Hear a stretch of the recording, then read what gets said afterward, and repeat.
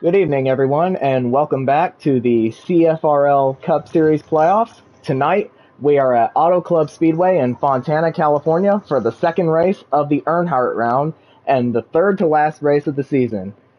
And with me tonight, I have two commentators with me tonight.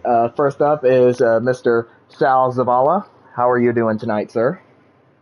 I'm good. I'm good. Hopefully we get a good race here tonight. And also, we have Kevron joining us tonight. And how are you doing, sir? I'm doing great, man. I'm not hopeful about a great race tonight. I'm expecting it. I know it's going to be a good one tonight. How about you here, Mr. Ryan? Oh, it's definitely going to be a good one tonight. Well, of course, we are at Fontana, a really fast track, a really bumpy track. And since it is the second to last race of the Earnhardt round, what's everybody's mindset going into tonight? And either one of you can chime in if you want. Um, it's gotta be points. I mean, especially these, with the caliber of drivers that are in this round. I mean, you got Tegan Bradley. I feel like you have to make cases for both of them to be in that last round. Everyone else, I mean, it's got to be those stage points. You have to be there and capitalize on those stage points. Yeah, Sal's nailed the head on the hammer with that. I mean, if it means, you'll end up finishing third or fourth, as long as you know you'll make it into the next round, that's all that they're going to be really be worried about. They would, the guys in the chase obviously would love to go for a win, but they're looking at big picture here. So, yeah, Sal pretty much, said it right off the bat, just about as perfect as you can get. Now, of course, last week we had playoff spoiler David Wessel win his third race of the playoffs and on fuel strategy. Do you think we could see something similar tonight? Oh, absolutely. I mean, with field strategy playing an effect here, just about more than half of our playoff races that we have completed so far, I wouldn't see why Auto Club would be any different. I mean, you look at real NASCAR, you see how many field races was, played out by strategy rather than the car being the fastest. So look for that 24 to definitely play out his fourth chance to win just by field strategy alone. Now, of course, we have two guys below the cut line, Ryan Parsons and Sebastian Padilla, or NSP. How do you think they might do tonight, especially with pressure being on the line?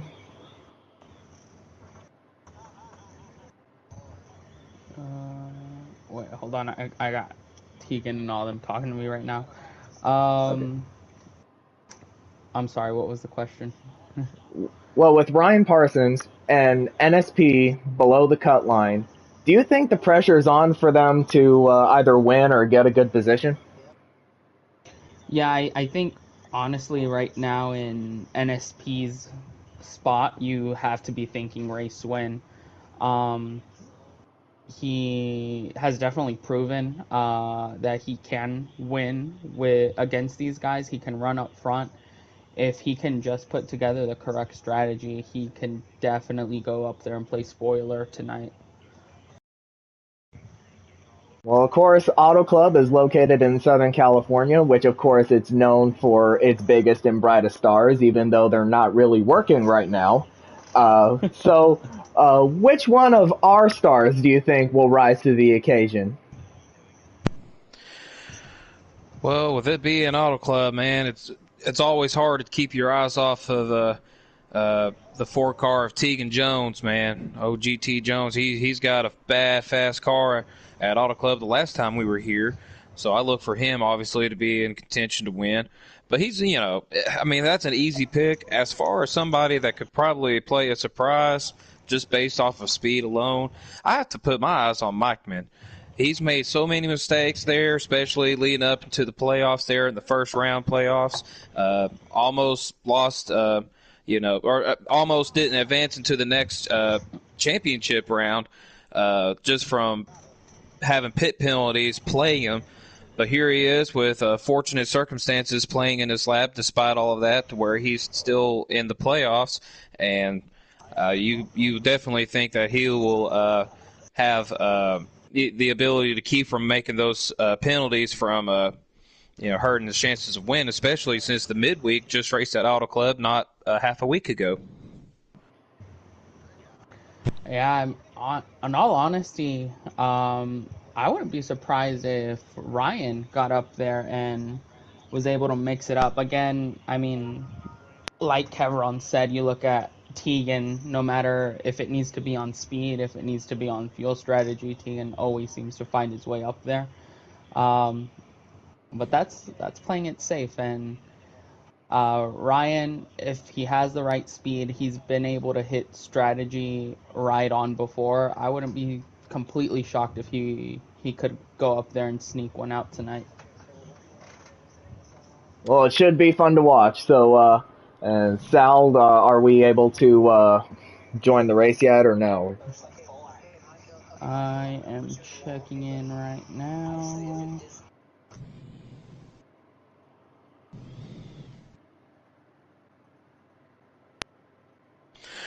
While he's checking on that, another guy to watch out too is the number one of Mind Killer. We are good to go.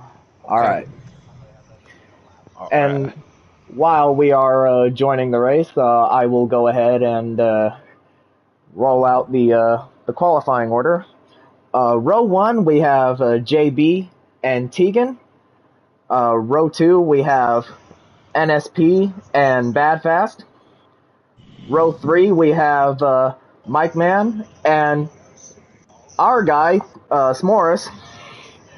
Row 4, we have Ryan Parsons and Bradley.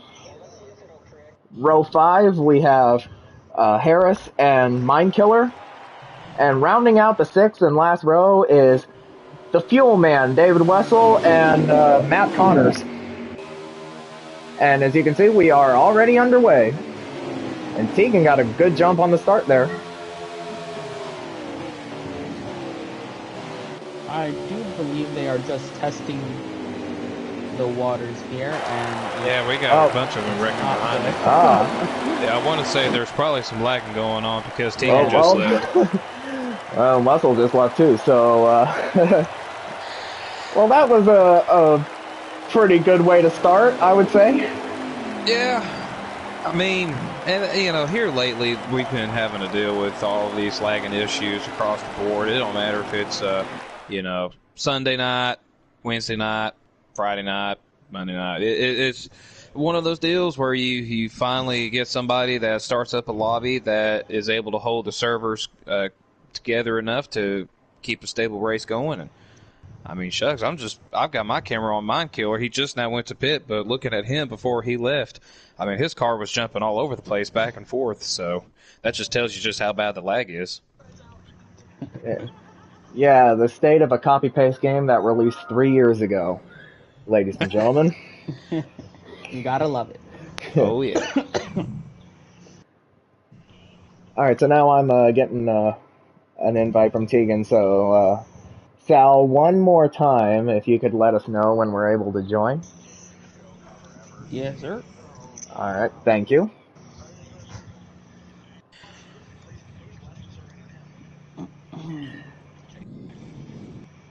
So, anybody want to talk about something while we wait?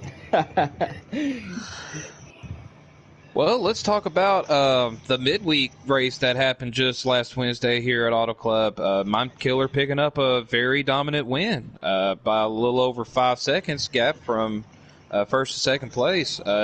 He's starting here at the very back. Do you think Mind Killer will also be a big threat to win it tonight?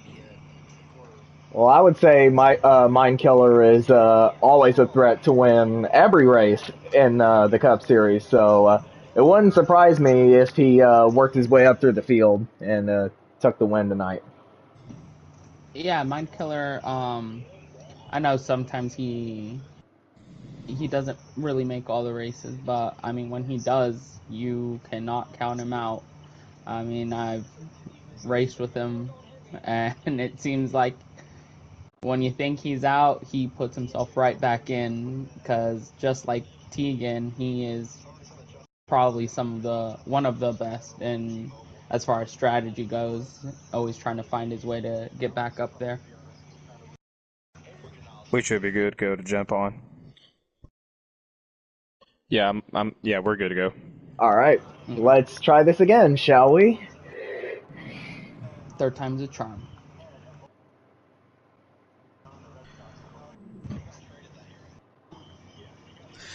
Yeah, they just now got on the racetrack here, so they haven't even made a start yet.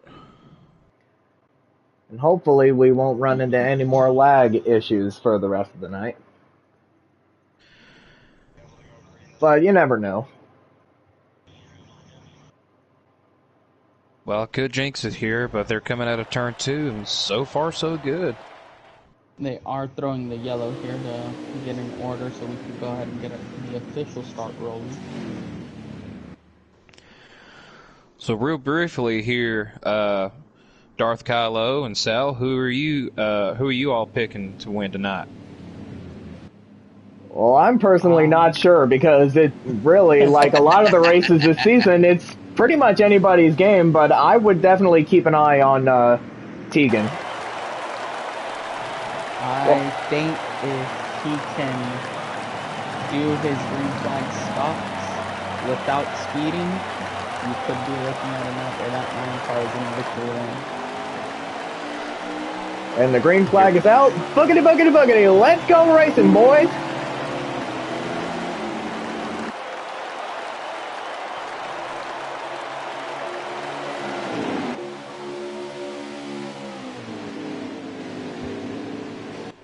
Look clean coming out of turns 1 and 2 here for the first lap.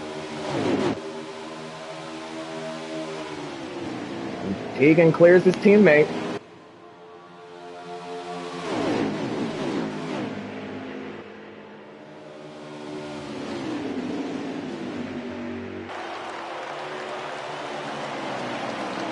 It's a Stewart-Haas 1-2-3 as they come to the line, and Tegan leads lap 1.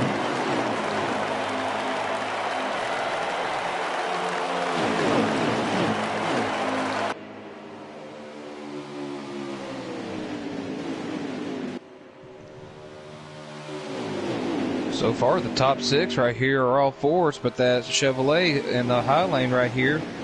Who is that? That's Mike Man. All right, Mike Man's trying to break up the Ford pack right here in the high lane, but another Ford right underneath him, which is Harris, is trying to take 7th position away. And a bit here up closer to the front, we got 2 Stewart-Haas racing teammates going at it with JB and Bad Fast. They've been at this since basically started the race. Looks like no. I thought Bad Fast was going to be clear there, but we got a good entry down low, and they'll come out of 2 still battling it out.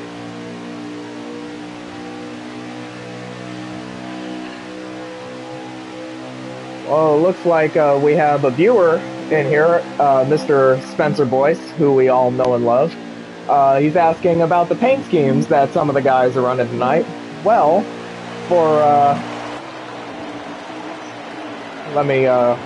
alright, so for Bradley, he is running a special blue and black paint scheme because last night, sadly, his uncle passed away, and this paint scheme is, of course, to honor him, which I think is very nice.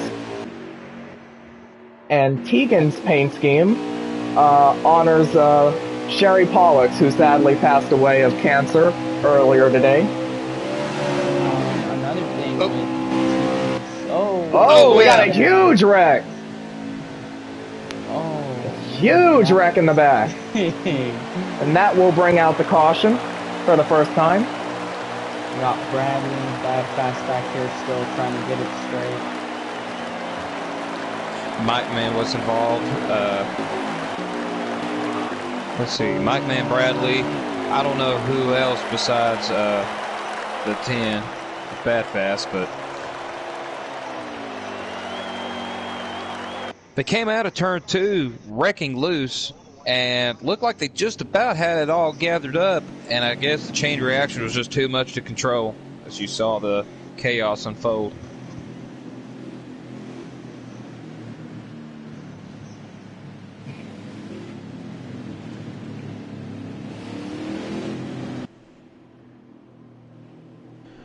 Now, who do you think is going to be the first to dive on the pit road here?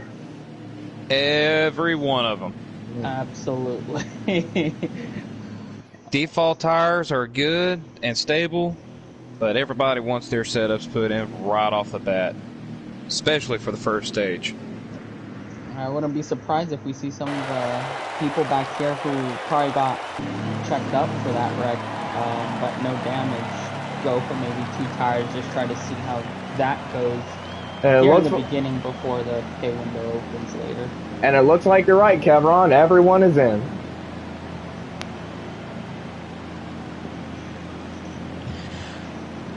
Oh, I'm looking at what happened right here. Through Mike Man's camera, so there was 2 separate deals that happened. Mike Man tried to side draft the 21, and the 21, because of that side draft, got sucked down into him. They almost wrecked and got it collected. What happened that caused the caution was who was that in second? I'm sorry, Bad folks, Fast? that I don't know. What's that? Was it Bad Fast? Bad Fast, I believe. Yeah. Okay. He tried to get up to the leader, but he lifted so early that it caused a chain reaction between him and NSP and the 88. Oh, and even the 41 to JB. I apologize if we can't get the replay for you here, folks, but that's what happened. Wow, what a weird set of circumstances that unfolded there simultaneously.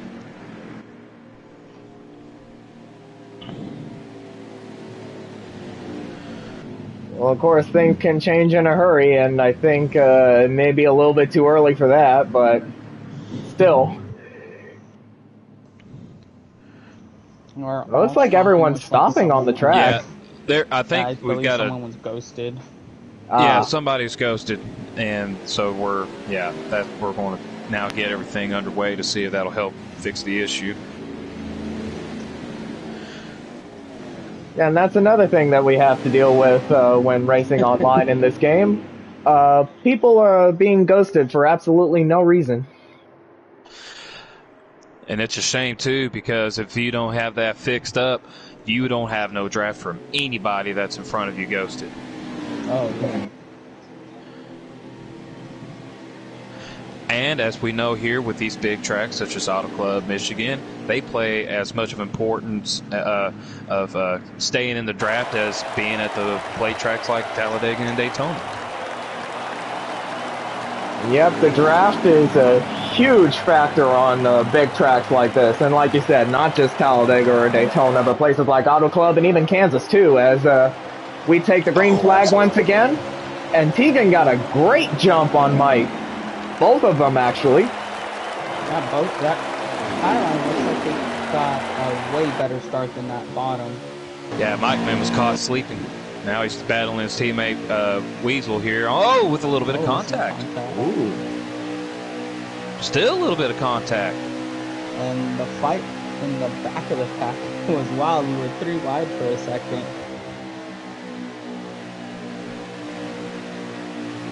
Of course, another big thing about Auto Club is that in turns 3 and 4, a lot of drivers like to use the apron to try to get a better run off, as we saw, I believe, Morris and I believe someone else do that as well. Yeah, the way that the apron there in turns 3 and 4 especially kind of blends Morris in with... Oh, JB way up wide. Sorry about that. Morris got up into Harris there, and that forced JB to go a little bit wider than he anticipated in turns 2. I was about to react with you there, Sal. As soon as I saw that, too, you beat me to the punch. That was a close one. But, yeah, that transition from the racetrack to the apron there is just barely enough banking to get your car loose and to be able to have an easier turn coming off of turn 4 for better speed. But you got to be careful, especially in turn 1 and 2, because you can't get that car too loose. A little bit of contact between Ryan and Mindkiller. That's going to shovel him back. Mindkiller lost a ton of positions. We're riding along with Ryan Parsons here, who of course is one of the 2 guys below the cut line, along with the guy directly behind him, NSP. He had to have suffered quite a bit of damage there, hitting the wall or something.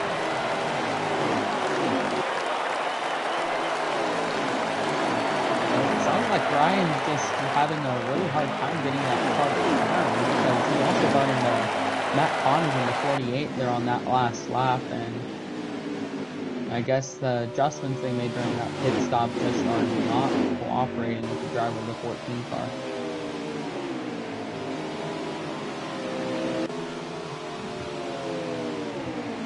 When we're looking at this battle for second between Mike Mann and Wessel. Yeah, Mike Mann and Wessel, they've been kind of working together as teammates, of course. You know, bump drafting one another to help push them up to the likes of Tegan Jones to try to battle for the lead. Even though earlier in this run they were kind of beating and banging on each other, fighting for a spot. Yeah, they weren't acting like teammates right there. But I think they got the communications from their boss man there up from the radio saying, hey, we need to just chill out and work as a team. Yeah, because like they say, teamwork makes the dream work. Yeah, we've almost got a big deal going on back here in the back of the pack. 4 wide. 4 wide. Whoa! Contact. 5 wide almost. Between Harris, Mind Killer, Matt, JB, Bradley, it looks like Bad Fast is getting involved as well. True, and guess what, folks? They're still trying to make it 4 wide. You got to get it situated and situated quick, because all this is going to do is make them lose that lead pack there. Yeah, it may look exciting, but it's definitely going to hurt the drivers in the long run. Oh, got a battle for second right here. Weasel made a little bit of contact getting underneath Mike Man here. Yeah, it looks like they're side by side for second, but it looks like Mike might get a run on the high lane here. He'll get a run on the high lane, but it's causing the back of the pack here to start catching up to the 22 of NACP. So and Mike will clear him. Everyone from what seems to be 6th on back looks like they got that message and have fallen single file. Mostly, I do see Matt back there looking on the inside of Mind Killer coming out of 2. Yeah, there's no doubt about Mind Killer has suffered some type of damage that was significant enough for his aerodynamics to cause him to fall as far back as he did, because he's got a really good race car tonight. Well, I mean, he just fell victim to circumstance when he and, I believe, JB got together. But of course, it is still early, and there's still plenty of time to work his way back up there.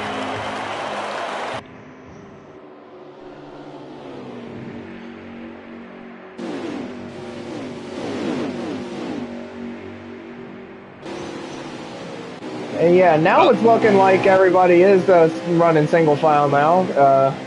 I mean, there might be still some skirmishes in the back, but it probably won't be anything major for a little bit. Yeah, it looks like they've got cooler heads that were able to prevail and realize, hey, these front guys right here are pulling away. We need to try our best to at least keep up with their momentum. Yeah, but they are still kind of falling back behind a little bit. I think this is going to be key here, depending on if they are able to make either quick work of NSP in that backpack, or if they kind of just hook on. If they can hook on, that'd be NSP's best bet to try and rally his way back into that top 4 battle.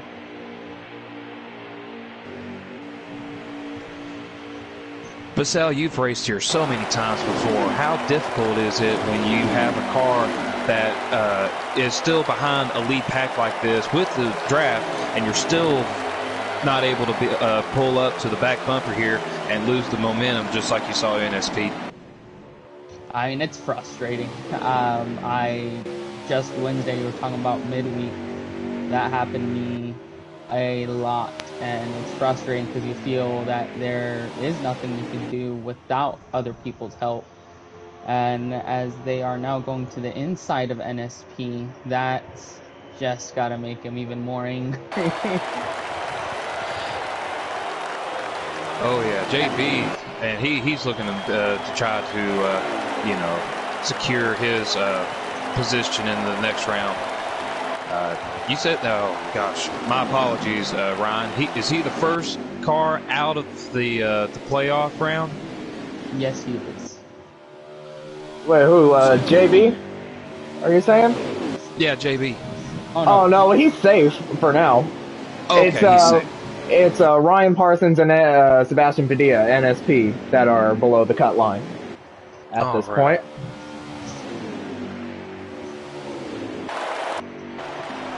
Yeah, right now we're looking at when this race started, Ryan was 9 points out, while Sebastian was 28 out. And of course, while we're discussing points, looks like we got a 4-car battle for the lead brewing here. Oh, might get First one to look is Ryan. almost 3 wide for second. That might allow Tegan to gap him a little bit. Yeah, the 14 was able to get around Weasel there all by himself, really. His teammate Tegan Jones are up in the lead. He never really came down to the second or third groove down from the wall to help him get his draft to pass up Mike Man, and he was still able to pass Weasel. Pretty impressive.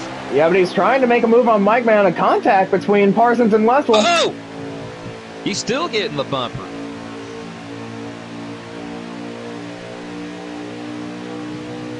All right, I think. Somebody's off in the back there, and it's Matt. 48. Matt Connors. Oh man. Yeah, I did not see what happened. I want to say he just got loose. Yeah, exactly what I was gonna say. He probably got loose coming off of turn 2, and he just, lost it down on the apron there. But he kept it going. But he has fallen way behind the rest of the pack now. I wonder if S'mores had something to do with that as well, because he also lost a decent amount of time to that back end of Mind Killer there in that second group that's trying to chase down this first one.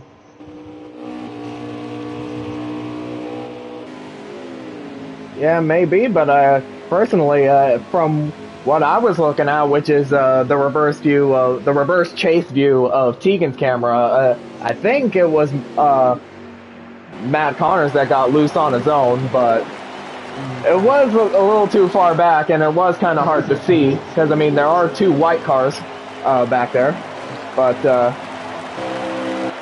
personally, I'd like to say he got loose on his own.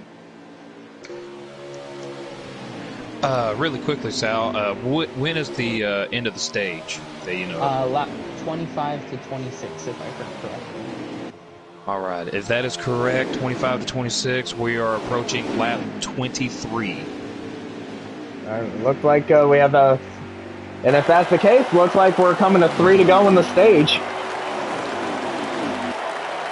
And it is still a 4-car battle for that top spot.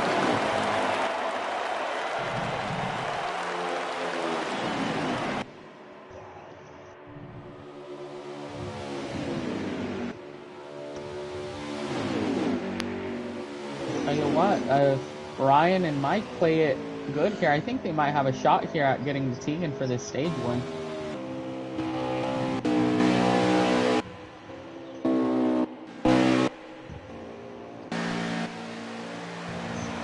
Going to be riding along the reverse chase view of Tegan for the final 2 laps of the stage. And pits are now closed. And looks like Mike took a peek to the outside, falls back in line behind the 4-car here. Yeah, he might try again on the low side, but he'll just stay behind him. Again, you want to make that move, but you don't want to make it too early.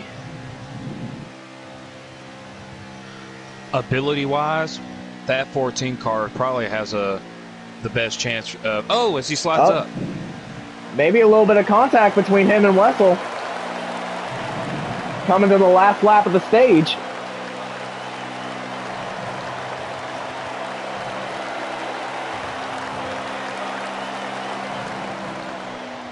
Oh, Mike's trying to dive it in. Tegan shuts the door, though.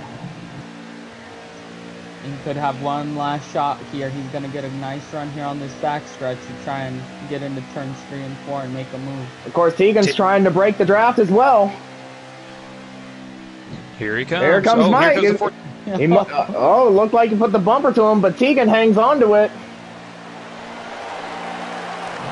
He drove it in as deep as he could, and Tegan did as well. And Tegan will win the stage. NSP came in 5th. So he was able to get back around JB. If that first stage, and I know there's plenty of racing to go here, if that first stage is any sign of what we're going to see the rest of this race, we are absolutely in for a treat tonight. Oh, I Hey, definitely Sal. agree with that.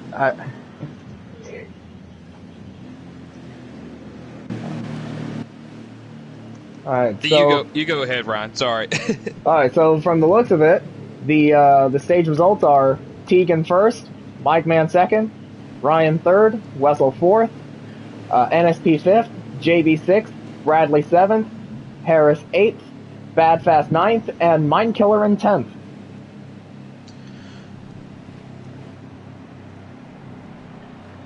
And pit road is open, and it looks like everyone might come down here. And they will. Something I noticed on this run, kind of going back earlier to what Kevin was saying, I think I gotta agree with him now. Mindkiller definitely has to have some kind of damage because he did not move up through the field the way I expected him to. Yeah, I'll be looking to see that his car will get fixed up here pretty good and make his car fast again, catch back up to the likes of Tegan Jones in the top 5.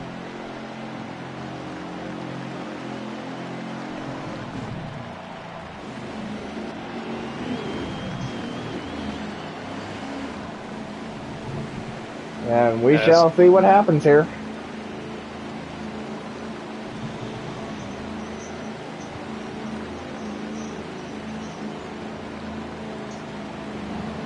And Tegan will win the race off.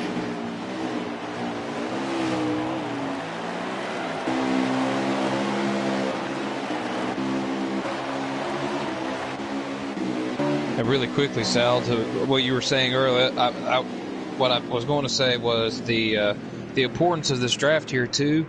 Also, got to keep in mind of just how easy these tires are to wear off. So tire management is also an important factor here, not just on field. Oh yeah. Especially for these drivers fighting those loose conditions, and tires do not like having to catch the car coming out of turn 2 especially. I feel like that's where most of that loose problem really comes into effect. Oh yeah, it's much like Richmond there with Ryan mentioned it there that it was Calamity Corner. This is no different here, turn 2 at Auto Club. That's probably the perfect description, really. Yeah, some tracks you have to manage your tires more than your fuel, and other tracks you have to manage your fuel more than your tires. Auto Club seems to be the best of both worlds. And it looks like we're getting ready for the restart.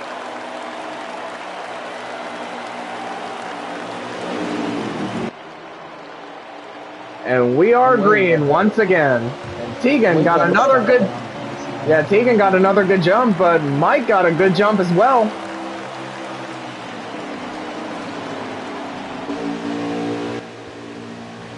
Ooh. A little bit of contact in the back. Oh, I thought Bradley was about to go straight into the wall from this view. I had my camera on him too, Sal, and he definitely was heading forward had he not checked up at the right time. Well, here comes NSP on the inside of Harris and Ryan on the inside of NSP. There's a little bit of contact made there too.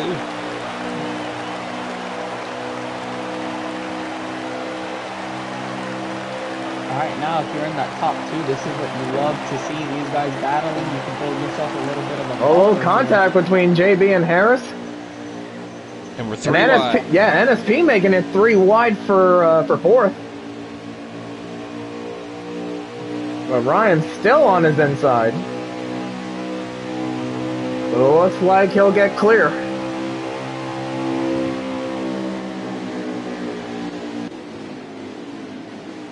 Oh man. Now now Bradley trying to get on the inside of Harris. He almost turned Harris. He was all over his quarter panel without touching it. Ryan making a dive move on NSP.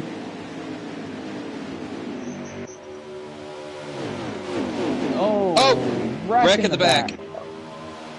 Oh yeah, Babfast into the wall. Yeah, It him looks and like S'mores and a Sportologist got into it. It looks like it may have been a one-car incident, so we stay green unless they slow down here for the caution. Maybe a caution because of lag. Oh, it's a lag caution. And it is. Caution's out. Well, you can definitely add lag caution to what's been going on tonight.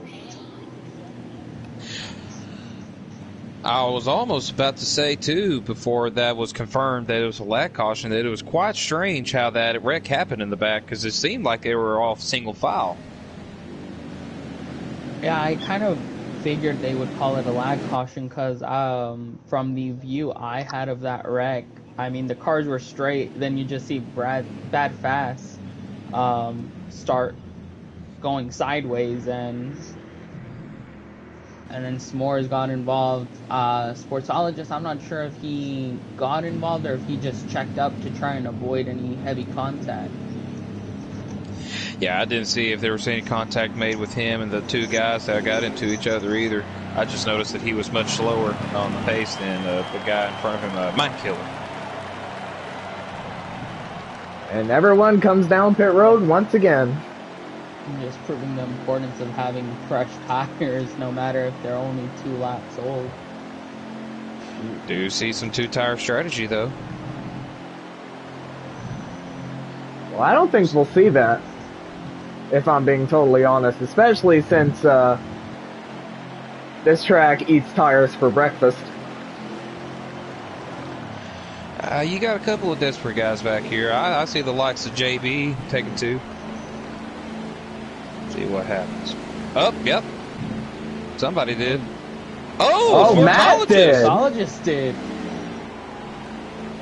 And with his stall being the first one on pit road, that means he'll win the race off.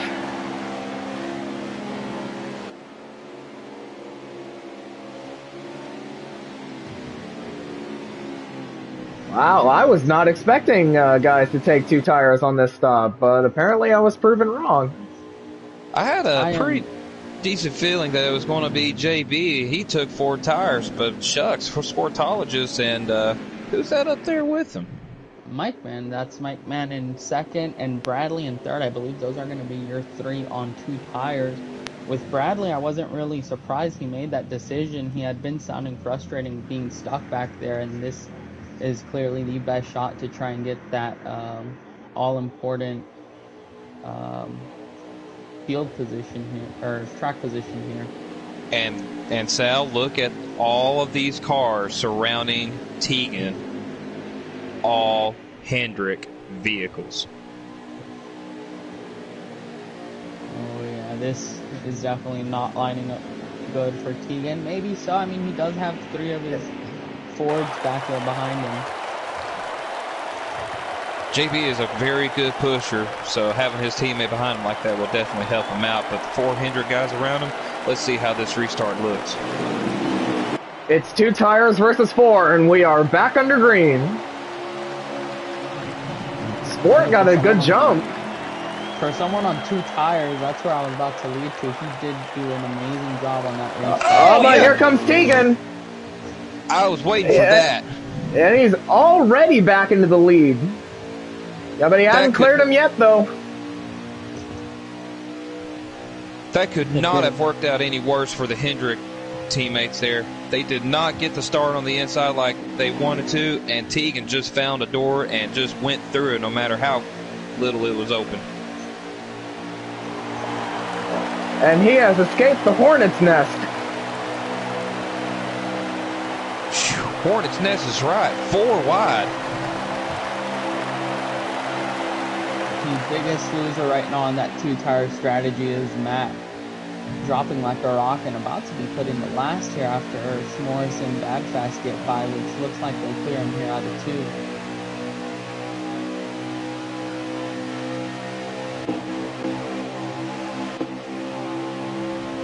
Well, I mean, he's second to last.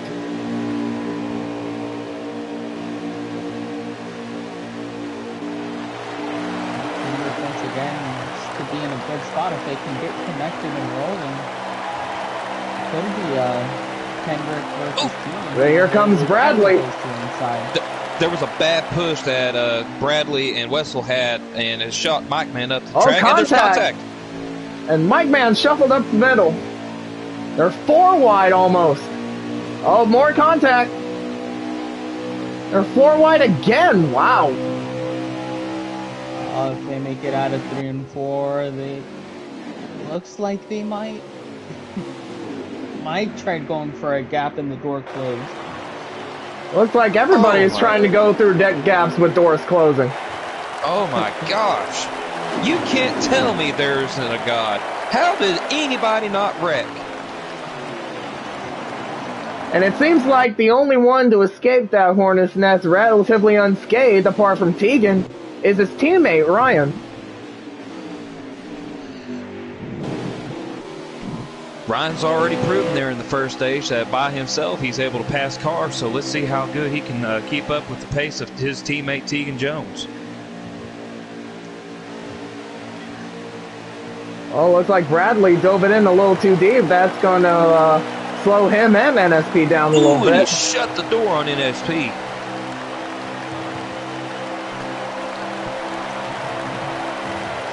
Oh, he did it again.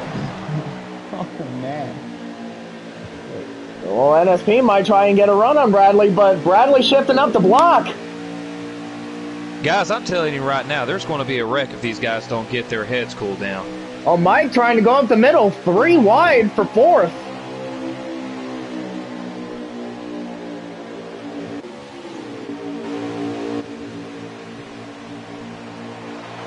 And here comes teammate Wessel here right underneath the 22. Oh, NSP on the wall a little bit. NSP made some contact with the wall. Looks like the 300 cars will finally be able to clear that. NSP is now battling with Harris. Mike got a good run off of 2. He might make a move on his teammate. Way in the back, S'mores got really loose and almost had a wreck.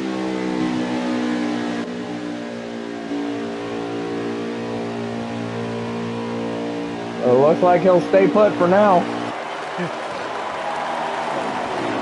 That restart was the best case scenario for Tegan, as he has built quite the gap here from himself to second place Ryan Parsons. Quite the gap and quite a strategy that he could play out for his benefit in all factors between conserving his tires and conserving his fuel. Well, looks like that 4-tire strategy definitely played in his favor. And some contact between Harris and Mike Man here as they went into 3. Harris looked down low, Mike closed the door a little on him and surprisingly didn't get spun there. I'm surprised too, because he took him all the way down. It's just about where he started mowing the grass.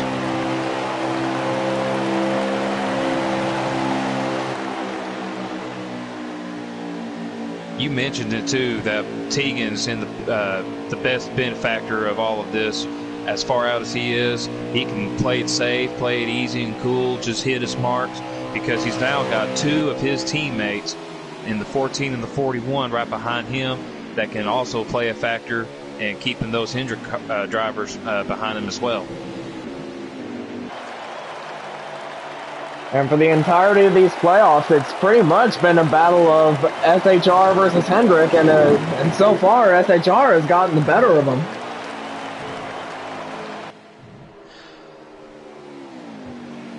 Yeah, and 2 guys that I've seen right here just now, the Penske teammates of the 12 and 22. Harris put a block on NSP, and I thought NSP would rather help his teammate out by giving him a bump draft, and instead I think he gave him a bump of disapproval. And NSP is running in 7th? Oh wait, hang on. Oh, he's running 8th, my apologies. And now he's making a move for 7th on Weasel.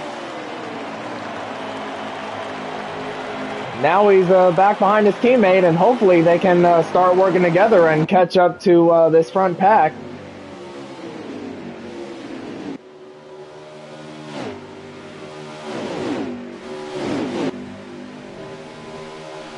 Yeah, for the Penske teams right here, they really need their Penske affiliate, the 21 there, to try to catch up to them so they can have a 3-car battle, catch up to the leaders here. S'mores, this is his second race here that he's been a part of now. This season, he hadn't raced in a little while, but the Hall of Famer, he knows how to get it done. So never count out the 21, no matter how far back he is. And NSP had a little bit of contact between Wessel and Badfast, and that's going to shuffle him back even further. Oh, and Wessel shuts the door. Oh, man. I thought he was getting turned there. I was just about to compliment him and say that he's one of the few I've been able to see here make moves on his own along with Ryan. Now he's under attack by Badfast as he did not have these. Oh, contact made. Well, it's the two Penske cars, and my apologies.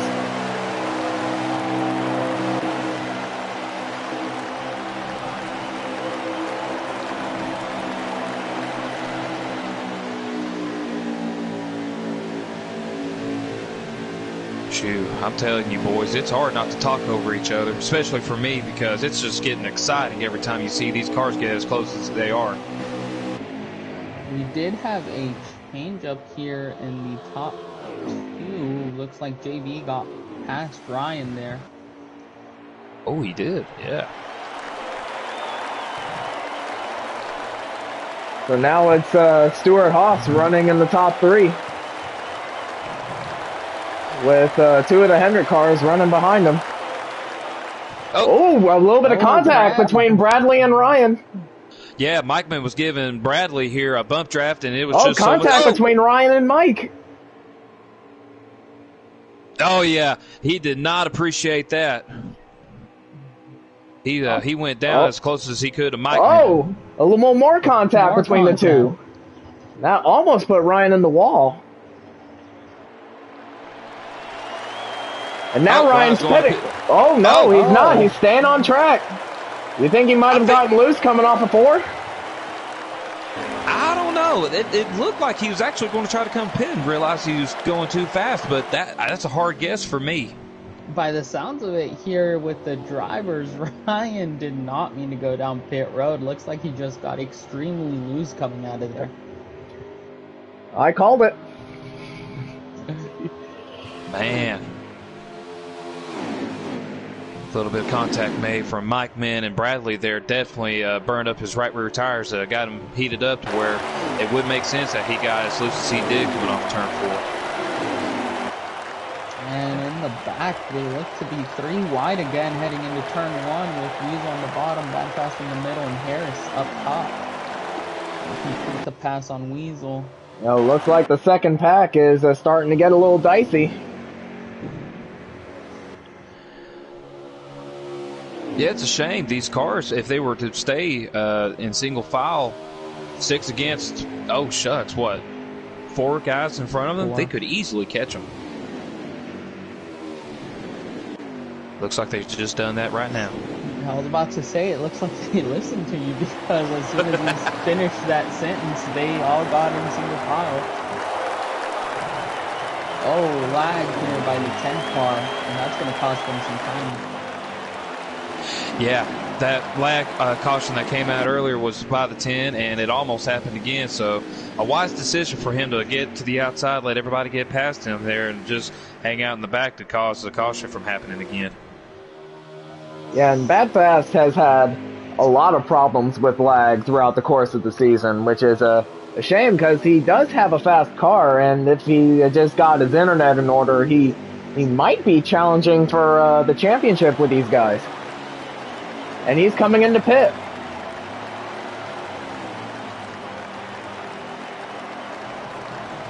Now, I'm not sure if this is a scheduled stop or if he got some damage that he had to repair.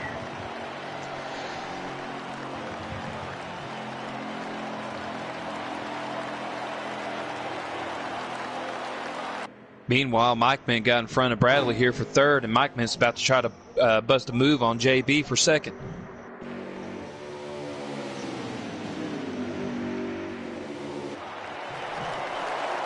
But he might need a little bit of help, either from a bump from behind by his teammate or a bump from him to punt JB out of the way.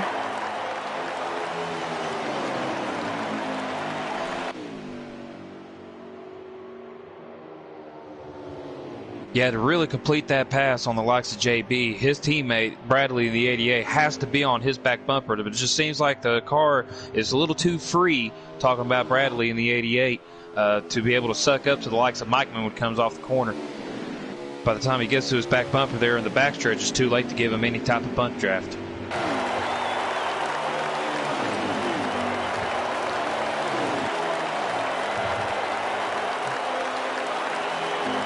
Yeah, but Mike is on the back bumper of JB. He might be able to make the move himself. But he still stays behind him. It looks like Dirty Air is just affecting the 88 of Bradley here. I know he's come on the mic a couple times and just said anytime he gets a run on these SHR Fords, he just gets extremely tight with the Dirty Air that's hacking underneath these cars. And I think that might have been what caused Mike to get up a little wide a bit.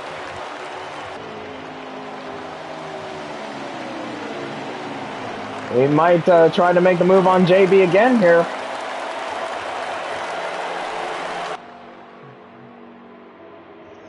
Oh, he's trying to dive down low. Doesn't have enough momentum. Yeah, he was trying to give him a bumper there in the corner, just couldn't quite close the gap.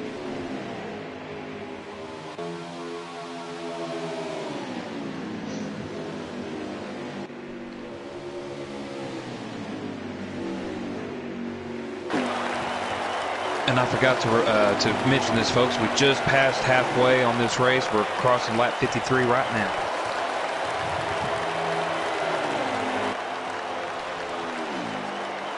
How long are you expecting green flag pit stops here?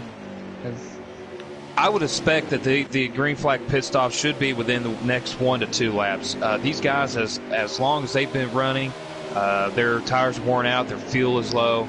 I would suspect in the next lap or 2 for them to come.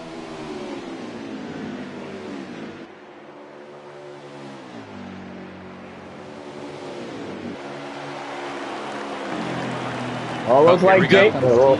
Yeah, every one of the top, I would say 7 or 8 is coming in. Oh, but S'mores got in the grass. Yes. Yeah, S'mores is in the grass. S'mores has got to be. Might have been a little bit too fast going down in the pit. Yeah, too much brake bias, and it was a good thing S'mores started going back straight. It looked like he was going to try to go backwards into pit, and if he'd have done that, the game would have kicked him. So very wise decision to just go ahead and take the loss that he has and just go on about and try to pit in the next lap. Meanwhile, the leader's down here at pit road. Here comes Weasel coming into pit road right now. He was your leader. Mindkiller follows him. There's Tegan, JB, Bradley, Mike, and Ryan, the first 5 cars off of pit road.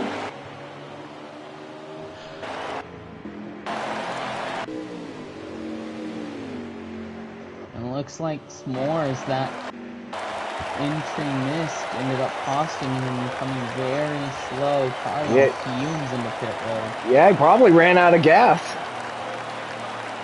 Tough break for the 21 of S'mores. He's about to get lapped.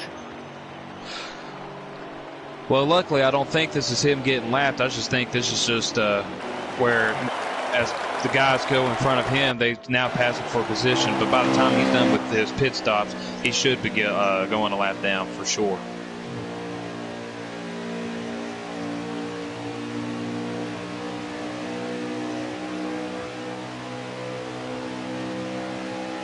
And now that we have had green flag pit stops, everyone who was stuck together and trying to work with each other to get up toward the front, well, now they have completely separated, and it's pretty much everybody for themselves right now, unless they can find somebody to work with. Ryan, this is where you're going to see everybody's true potential and who has the better car compared to the other. Yep. Here comes S'mores, just coming off of turns 2 here. He's just about to get lapped by Tegan. Looks like for the moment he'll still stay on the lead lap, but Tegan has a very fast car tonight, boys. But do you think Tegan might use S'mores as a drafting partner to get even further away from the rest of the field? If he plays his card right, absolutely. Well, for my suspicion, you've got the 24 of Weasel, and you got the 1 of Mindkiller that pitted a lap later than them. So that means they can go another lap later than they can. So by the time that they go into their next pit stop, compared to the 2 cars that stayed out a lap later, there'll be 2 lap gap between them. Maybe it'll play go ahead, Sal. Sorry. Sorry to cut you off there, but I was gonna say, I mean, if he really does use this 21 car to his advantage, I mean, you got to think about how much fuel he could save compared to the people he's racing, that they're running single file with no help right now. Yeah, and S'mores doesn't have that terrible of a slow car. Just as unfortunate circumstances that fell in his lap, more or less. And being a Ford affiliate, maybe, Tegan can definitely work out a little deal to help himself out to prolong staying out on the track, or to keep from going to pit road by staying out on track just another lap or 2 longer and match up the likes of Weasel and Mindkiller.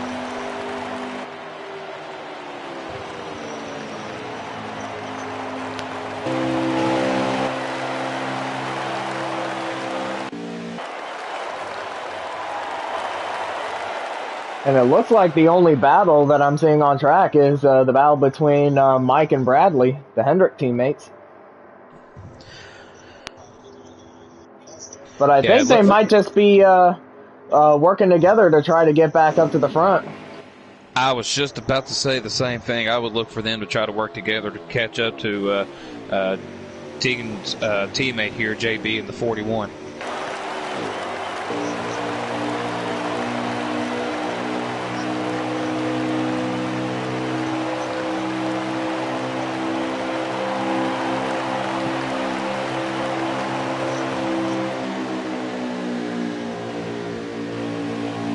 And it looks like he might have gained a little bit, but it's kind of hard to tell from this angle, or any angle, really.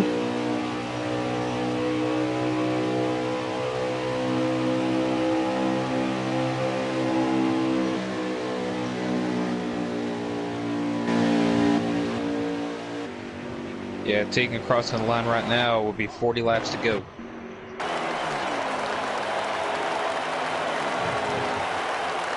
And of course, S'more is still in front of Tegan, so I think it might be Tegan is just in his draft just enough to kind of pick it up and try to save fuel.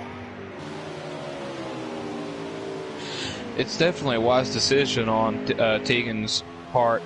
If he's got such a huge lead on his teammate JB that it's worth giving it a shot and seeing how well it works out there going into the next green flag pit sequence. And I think they may still have to make 2 more stops, if I'm not mistaken, or at least 3. Or at least with the fuel and tire wear consumption rate that they run here, which is ×3.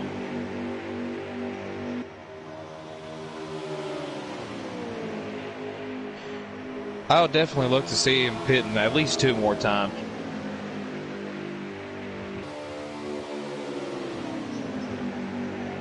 But yeah, right now Tegan Jones is about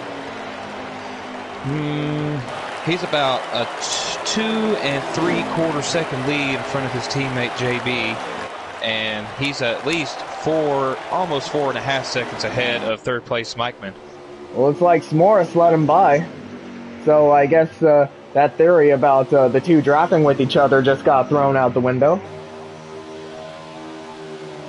That, and also S'mores probably doesn't have a really good long-run car, so if his speed's falling off, it's just end up hurting Tegan more than helping him. So still not really a bad decision by Tegan to do what he has been doing here. So We'll see how this plays out. It might have saved him a couple of laps worth of fuel, and that could definitely help him out at the end.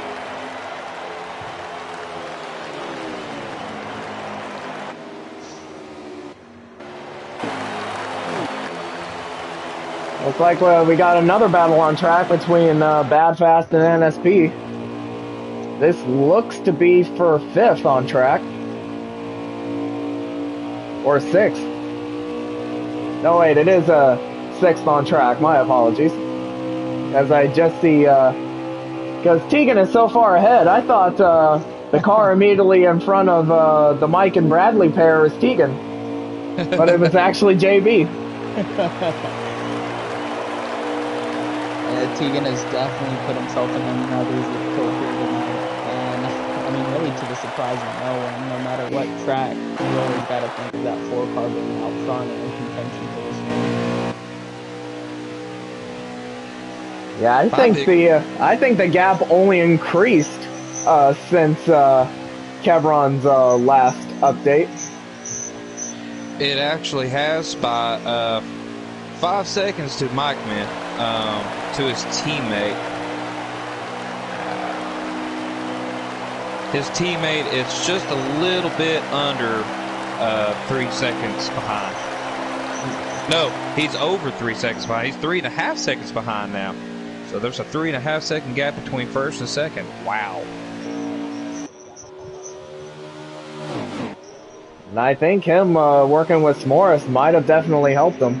Not only to save fuel, but to build that gap even further. And Ryan, you were talking about the 10 and 22, you know, potentially having a battle earlier. Looks like they're trying to work together to catch up to Tegan's teammate here, the 14, Ryan. Oh, a little bit of a lag spike from Bad Fast there. That puts him in the wall. Puts him in the wall and also puts him in a bad position, or him and NSP in a bad position too. Because now they're spread apart again. There's no drafting help. So that definitely hurts their chance of catching up to the 14 of Ryan guy. Well, Wessel's running a little wide. He almost kisses the wall.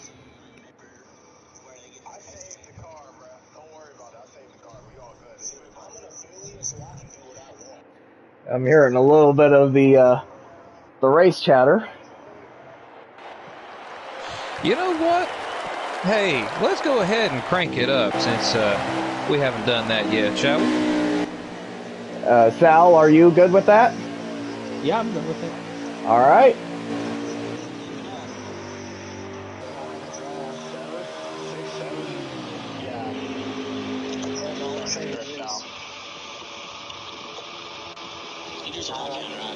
Yeah, I'm just glad that. I don't know what to say, but that was like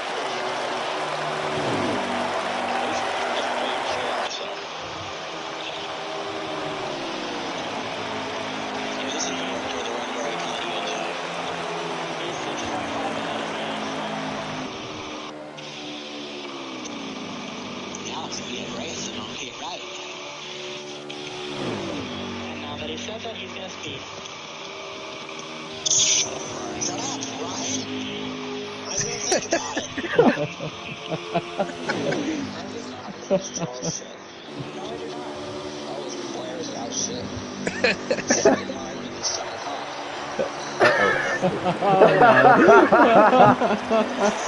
Well, Ryan, I think it's time to conclude our crank it up, shall we? Yep. Yeah, we apologize that we had to subject your ears to that, folks, but if you come to one of these races and, you know, join the party, I'm telling you, the stuff that they say is some of the funniest things you will ever hear. No joke. Never short of entertaining. And that's why I just love hearing the drivers communicate with one another, because they always have some of the funniest stuff to say. Obviously, you know, they talk about the race as well, but when it's come to a point in the race like this where everybody's spread out and, you know, just trying to race the track and not necessarily each other, that is the time where you can kind of, you know, relax a little bit and have a funny little conversation. You know, they were talking about, and, you know, in a joking way about speeding on pit road and all that.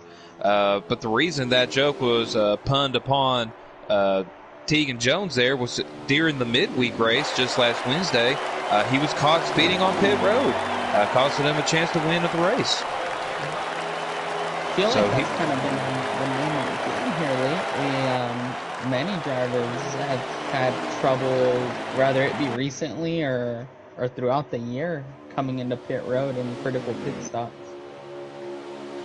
Yeah, especially last week at Kentucky when 4 of the top 5 except Tegan sped. And that cost a few of those guys a chance to win.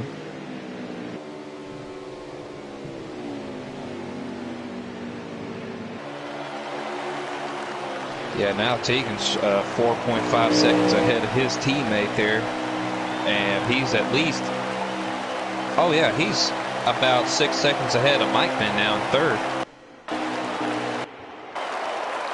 So that gap is continuously getting further and further from the grasp of his teammate and these 2 Hendrick guys behind him, third and fourth, to try to catch up to him to try to win. And it looks like the gap between JB and Mike has stayed pretty much the same, even with his teammate Bradley in his draft trying to help. Well, Ryan, the thing is, Bradley's car just seems way too free to be able to suck up to the back of Mikeman here and not really getting the help that he wants to give Mikeman. Troubles with Weasel Harris also here in turns 3 and 4. That might be a caution. Oh my! Yeah, that is definitely going to be a caution here as we approach this next lap. Caution is out for a supposed wreck between Weasel and Harris. Wow! That is going to change everything. And that Jones boy is allowing S'mores to get his lap back before the crossing the line for the caution to come out. So that was a very generous thought of that Jones to let S'mores go by. But yeah, the caution is out. Listening here to the drivers, this caution cannot come at a worse time. I'm hearing some of them complaining about maybe not being able to make it this pace lap around. Oh. A little bit of fuel drama between some of these guys as we run under caution. One of those guys is Mikeman. Wow. Yeah, he's coasting in neutral outside of Tegan's teammate JB there just to be able to have enough fuel to make it back to pit road. Like another potential pit-related issue for Mike Man. But it looks like he might be able to make it back to pit road. He should be able to just coast it off here. Okay, yeah, he's just putting in neutral to save fuel. So yeah, he'll go into gear every 10-15 seconds just to keep pace. A wise move by Mikeman. It looks like Harris might actually be out of fuel as Wessel, the guy who he was involved with that caution with, is pushing him onto the pit road. Or at least that's what it looks like from here. And that's exactly what's happened. And Badfast is staying out. Now, that don't make any sense. We got to think about this as well. He was on the alternate strategy. Because after his lag, he did come into pit quite a decent amount before the rest of the pack did. Definitely could help him get his bonus point there, so that could also be a factor as well for leading the lap.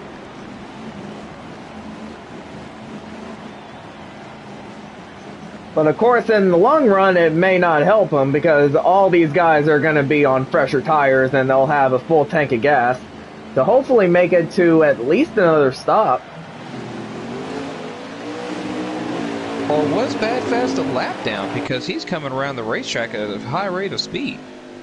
Oh, he might. Yeah, he might have been a lap down. Yeah, now that I think about it. Either that or you might take the wave around.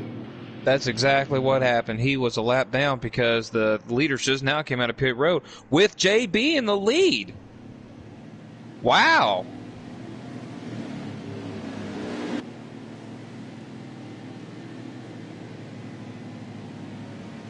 Okay. Oh, I did not see that. I don't think anybody saw it, really.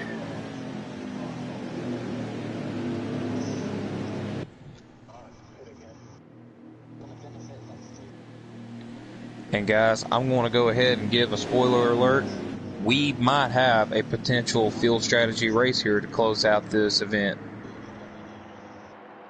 Well, it looks like this race has turned into one that is up Weasel's wheelhouse. Well, as we're approaching the restart here, we're coming to, I think this is 24 laps to go. And the fuel window is 22 laps, so there you go.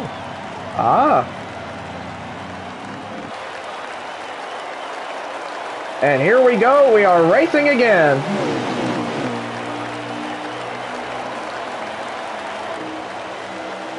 Oh my. Not as good of a jump for Tegan this time around, as he's going to be 3 wide per second between Mike and Ryan. Oh, and there's some contact back there, even more contact. Guys are getting really dicey coming off of turn 2 still. Well, Tegan was able to escape, and now he's on the back bumper of JB.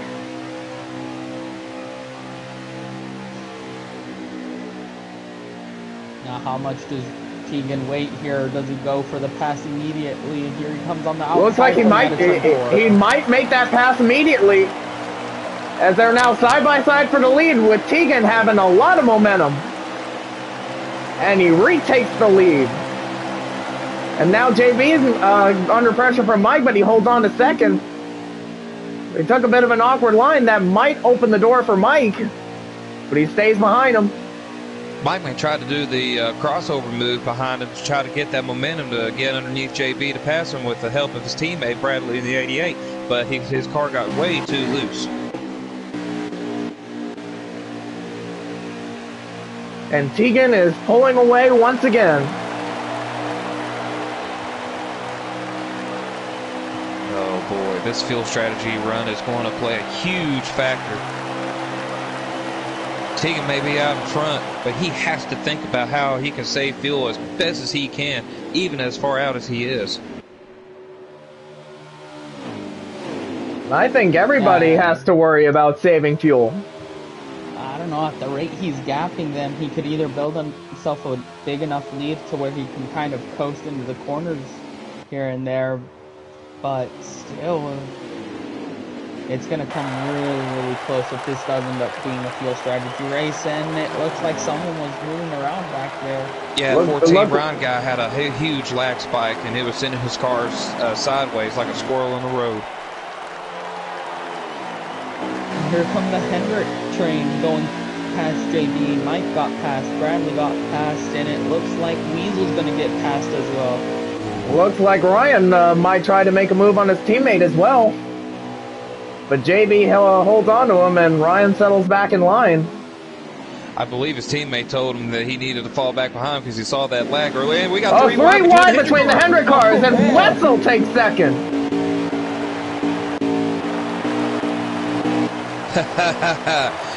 A little cat and mouse game of strategy here we see. That might be the case. But now Mike is in the middle of that hornet's nest after being shuffled by Wessel and Bradley. These cats right here know what they're doing. The likes of Mike, man, his teammate 48 Sportologist, Ron Guy, these guys in the back, they're going to try all they can to have throttle around this entire track while keeping pace so that they can save as much fuel as possible. I mean, with the way that Tegan's just been running away with it, you got to be trying something he's not. And I don't think I've heard him let off the throttle yet while he's in the lead, so you definitely know he's going full out.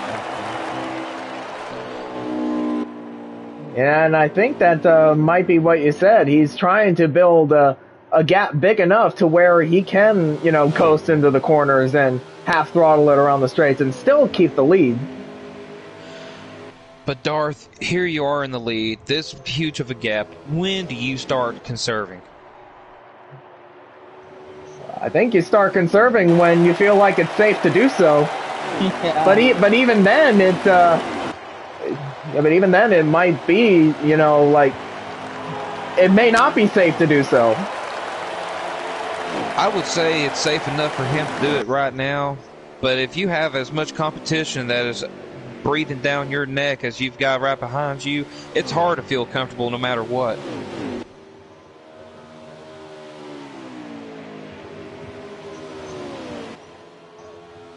Oh, the joys of fuel mileage races, am I right? The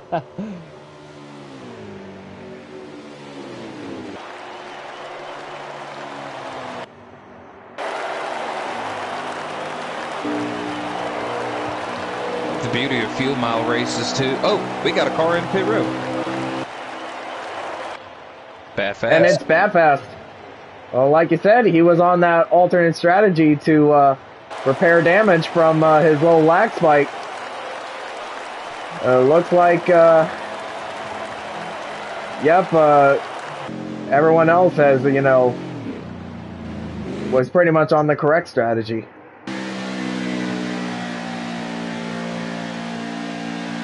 I was just about to say earlier too, with the fuel race strategies like this playing out, anybody can win this. And I've got my eyes set on that middle pack right here. Why not this car coming out of pit road right now? It's kind of bad fast. Could this be an attempt to try and maybe force other people's hands into pitting and putting him in the catbird seat? If he had just took fuel, depending on how much damage he had to repair, I would say you're absolutely right about that. But it looked like he took 4 tires and fuel, put him well over a lap down. I don't think those guys are going to take him into any factor.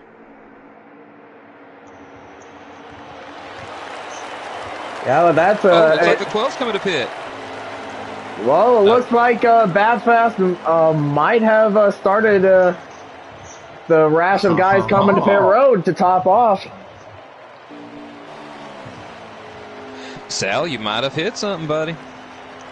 That was who, the 12 car, right? 12 of Harris coming down to pit road, yes sir. I think I'd have to see a couple more, in order for bad fast strategy to work out. I think I'd need to see a couple more come in, probably this lap or the next lap. Harris just took fuel. He didn't even take tires. And here comes the leader of Tegan just now, about to enter turn 1.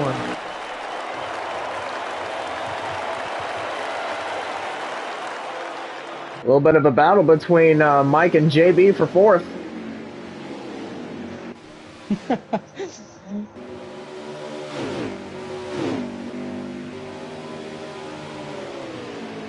Oh man, this is playing perfect for Tegan. Now that the 12 came out of pit road in front of him, he has an opportunity to sniff his draft. This could be, oh, nope, Tegan's going right ahead and pass him on the outside. Oh no, he's fell right back in. Just like we saw with him and S'mores earlier in the race, he might have used Harris's draft to save just that little bit of fuel, and now he's gonna go clear around him. Yeah, with Harris just only taking fuel only, his tires are not up to par, so he definitely doesn't have the momentum that Tegan does. If saving fuel is going to be the name of the game here, I'm looking at that 41 and that 9 right now.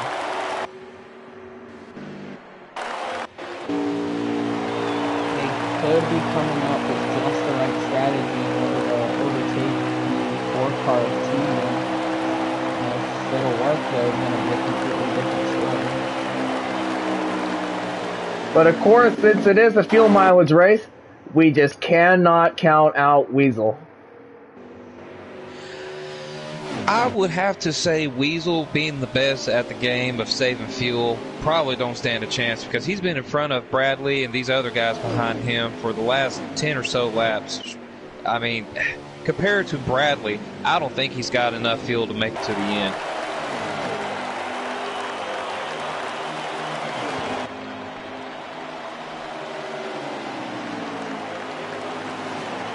But Tegan says, every time that he says there's no way that Weasel has any way of saving that fuel to be able to make it to the end, Weasel's proven wrong 3 different times.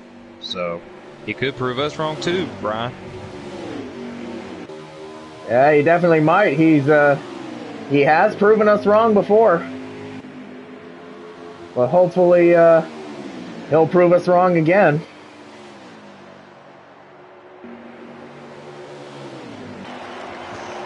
Another man you gotta think of whenever you think fuel strategy race is the driver of that one car. This could play into his favor as well. Absolutely, as we approach 10 laps to go.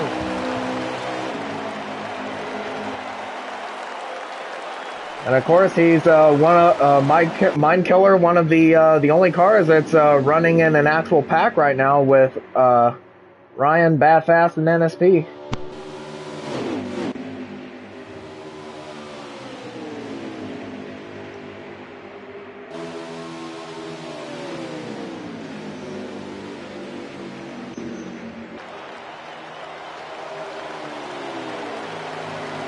Egan crosses the line with 9 to go, correct?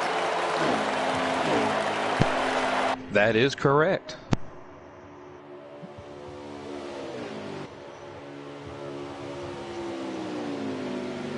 Now, at this point, if you are Tegan, then I would definitely consider, coasting in the corners and half throttling on the straights, because you do have, like, a pretty sizable gap over Weasel, and you can afford to actually do that. Well, that and also, too, I just noticed Mike Man had his fuel window pulled up on his screen. 9 laps to go. He's only got 7 laps of estimated fuel. Ah. I just don't think you can save 2 laps, at least not this point in the run.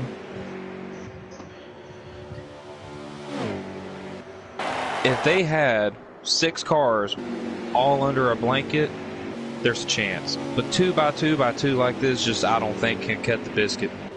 We're going to pretty much see everybody come to pit road to top off of fuel. I would even suspect Tegan Jones to do it as well.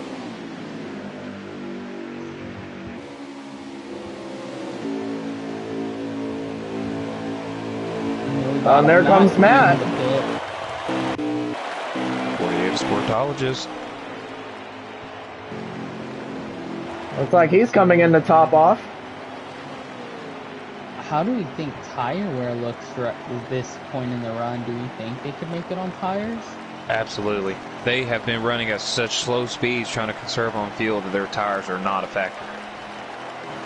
So, should we just looking at splash and goes here for those who do decide to be on the safe side and just take and pit? Yep, that's a splash and go for sport.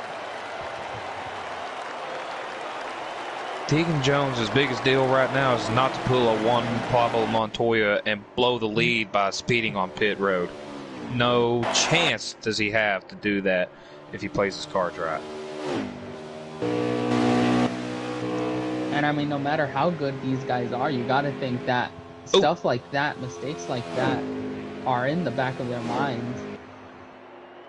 Yeah, Mike Man just now came down to pit road. Yep, there he is. He's topping off. He's out and away.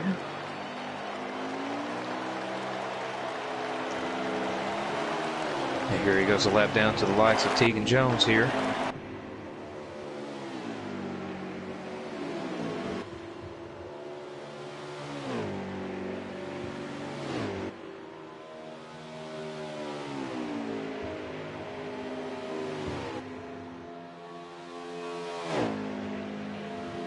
Alright, so now are we coming to 5 laps to go or 4 laps to go? Or even... we are now coming to 4 laps to go. And Tegan's coming in! Yep.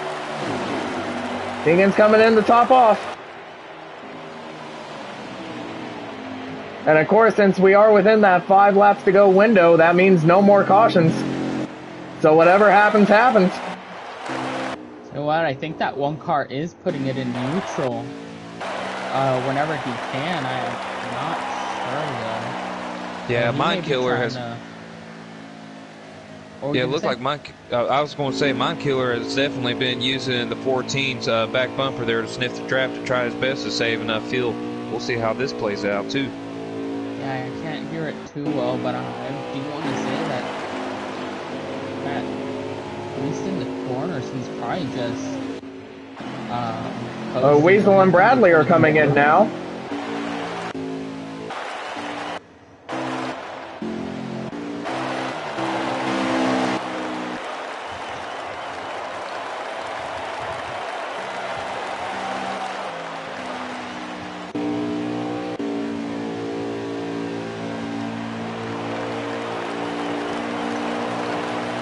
So, Kevron, since you have Mike's stream pulled up, did you see who's running out front? It is going to be the 14 of Ron Guy and the 1 of Mine Killer here battling in 1 and 2. But I look to see them pitting as well. How many to go are we at? We are now at approaching 2 laps to go right here. All right. 2 laps to go, and yeah, this race has kind of turned on its head here with Ryan and Mindkiller battling for the win now. Unless I think these two are committed. I don't think you see any of these two pitting. You see the win 2 laps away. These two are committed to saving right now. Yeah, 2 laps to go. You're absolutely right, Sal. And it's going to be absolutely close. They're not holding back either, Sal. No, here comes. Yeah, they may be saving, but they're still racing as they come to the white flag. You know, white flag in the air, 1 lap to go. It's coming down to Ryan and Mindkiller. Well, who's going to get the better of who? Yeah, who's saved enough? Who's going to get the better of who? They're side by side for the lead. 14's burping. Yep. Let's get a little surge in here.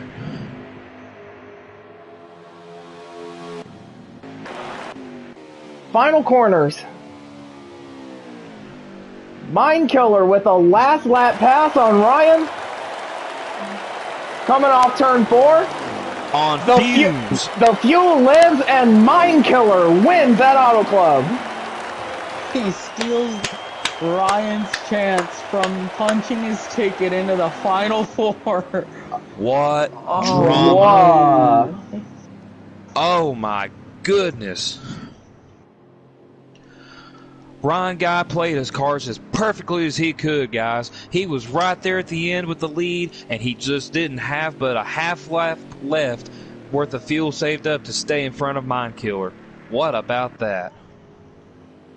And this PJB looks like they both ran out of fuel here on this last lap. Both of them coasting very, very slowly around this racetrack. All of that unfolded. Tegan finished 3rd. Bradley 4th. Weasel 5th. Harris 6th. Mike Man 7th. Sportologist 8th. Bad Fast 9th. And 10th, S'mores. My goodness.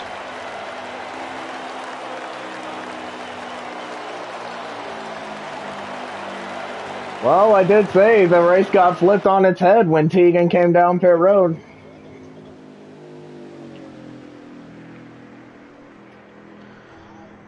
JB 11th and NSP 12th, by the way. Yeah, Mindkiller sweeps the midweek and the Cup Series races at Auto Club this week. Yeah, congratulations to the Monster Energy team. What a way to win out a sweep there at Auto Club.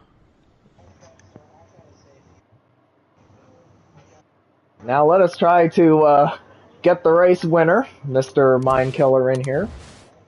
Fastest lap goes to Mr. Bradley.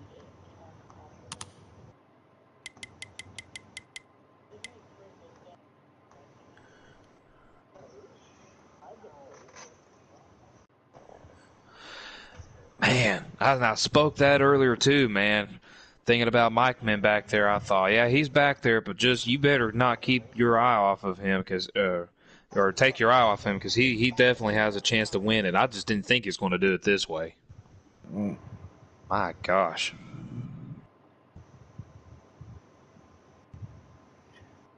Let's see if I can try and find him here.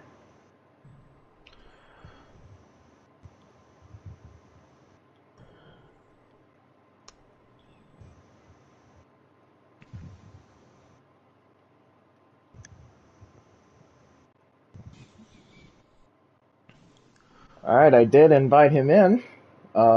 Let's see if he will join.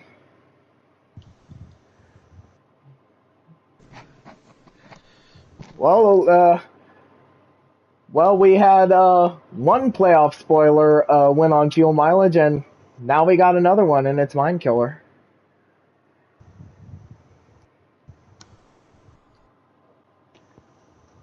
Absolutely insane. What an interesting last couple laps. I mean,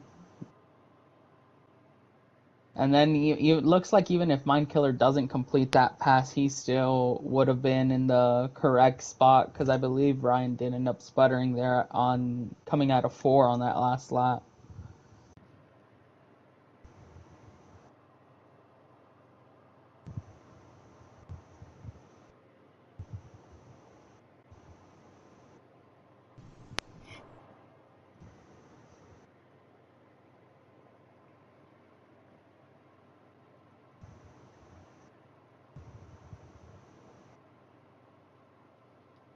Oh, there he is. Hey. So, Mind Killer, wow, what a finish. Walk us through the last lap of that race as best as you can, because I know you're probably still trying to process it. I mean, it was just the whole time of just like running the laps through, and apparently it just came down to like fuel mileage. I seen that Ryan was doing it, but apparently I was doing it better, and I was just like behind him, just enjoying just being behind him, and eventually he ran out of fuel, and I just kept going. Now, you were running in the middle towards the back of the pack for a good chunk of the race. Did that help you in your fuel strategy at all? Not really. I mean, I was doing something like a one stop before. I mean, I was actually thinking that I was gonna actually pull it off, but then that last run after that caution, it was kind of questionable. Well, does anyone else have any more questions for him? Sal?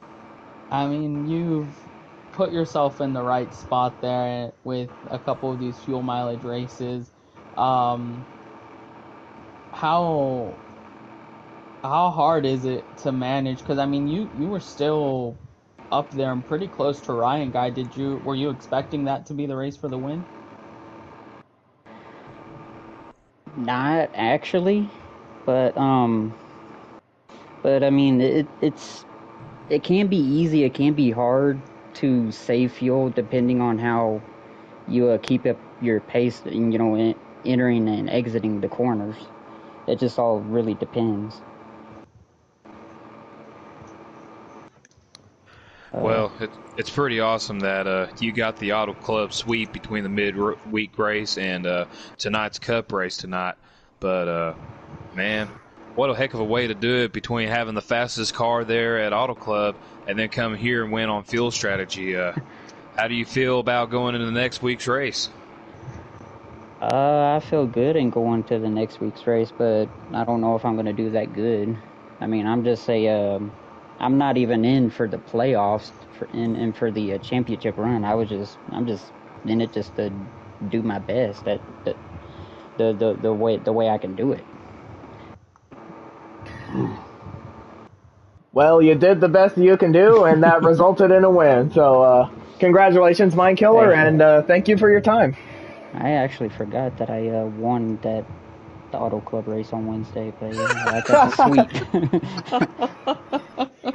But yeah, I did get the sweep. It actually feels good, yes. Well, NSP's winter banners don't lie. But yeah, it was a good, fun race overall. It was quite a few interesting things and a little bit of hate over like how I was able to like manage to do the win. Oh, really? Do you care to enlighten us into some further details? Just people just being mad that I'm able to use the neutral shift because stick shift on wheel. Yeah. Oh, Well, I would tell them haters they need to go get a wheel. I think I heard Tegan. He said he's gonna like get a wheel. He's gonna start practicing on the wheel throughout the winter and practice it, learn it, get better at it. But we'll definitely hear his response to that when we get his interview here after we interview second place Ryan guy. But man, again, I mean, congratulations if on a he heck wants of to a do win. that, he can. I mean, if he wants to do that for the winter and like start using the wheel, I'm all for it. Sometimes you just got to do what you got to do, even though if it may be cheap, but I mean, Well, we all know yeah. that racing is a factor of trying to gain the advantage over your opponent in any way possible without breaking the rules. So this is one way to I do mean, it without breaking the rules. Why not? it's either speed or strategy, and sometimes for me it can be strategy, but yeah, I guess I'll just head out of here and let you get Uh, to I think Ryan, he finished second. Yep, Ryan guy finishing uh, second. All right, so congratulations on the win, and we appreciate your time. all right, all right. Thank you. All right, so now let's go ahead and get second place Ryan guy in here, who, like Mind Killer, had the chance to win when Tegan came down pit road, but it's just that Mind Killer was able to make his fuel last just a little bit more. And I Yeah, and mean, it. Go ahead. with that, I mean, you got to think about it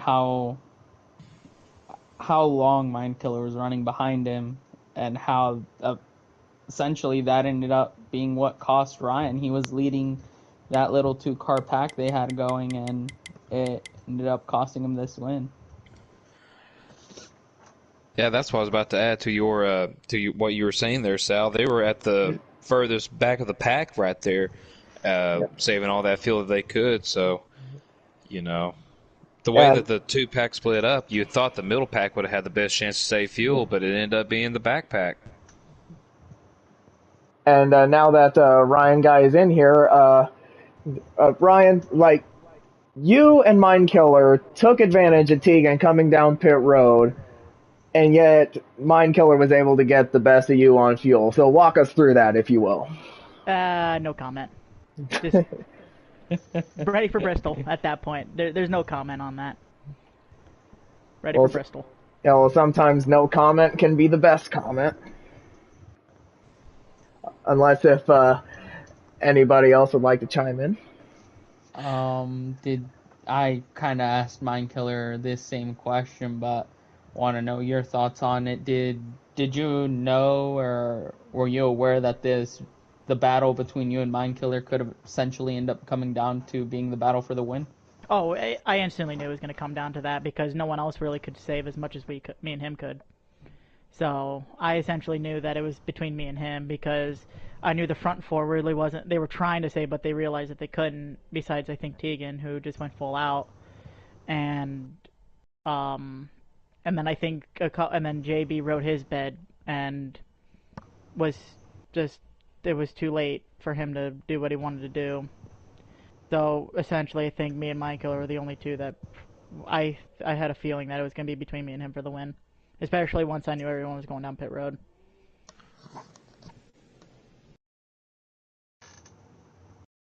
Well, I mean, it was a good run that came up just a little bit short. And Ryan, thank you for your time, and hope you get ready for Bristol and just Biggest race of my cup career in this league, so gotta go for it.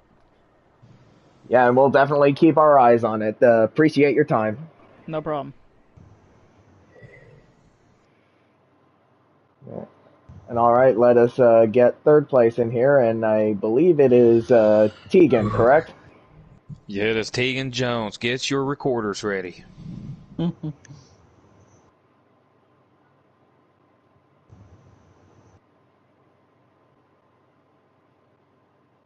Well, if again, if I can find him here. This is about to be has potential for interview of the year if he says all the right things. Yeah, you think the 14 of Ryan guys dejected? You haven't heard nothing yet. Well, it is showing him as offline, but I am gonna send him an invite anyway.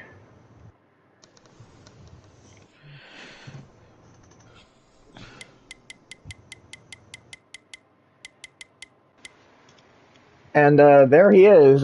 Tegan, you had the fastest car all night, but the fuel came and bit you, but you still came away with a third place finish. Walk us through it.